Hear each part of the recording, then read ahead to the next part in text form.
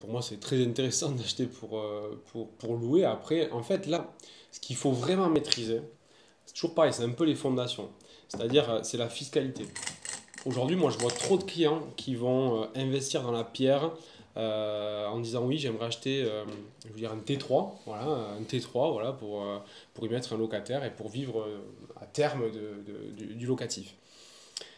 Donc quand on commence à parler avec ces clients-là un peu de fiscalité, en leur expliquant la différence entre le meublé et le non meublé, souvent les gens déjà ils confondent entre un bail meublé, ils pensent que des fois c'est 3 ans, alors que c'est qu'un an la durée du bail, et l'inverse, l'autre c'est 3 ans quand c'est en non meublé.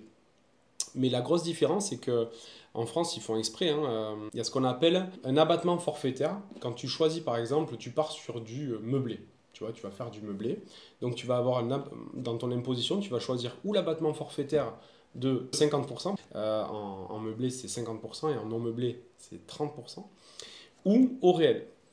Et le gros avantage fiscal, c'est de partir avec du LMNP, donc loueur meublé non professionnel, au réel. D'accord? Parce que là, en fait, à la différence de l'abattement forfaitaire de 50%, c'est que tu vas pouvoir créer un amortissement fiscal du bien. Et du coup, tu vas pouvoir gommer toute ton imposition.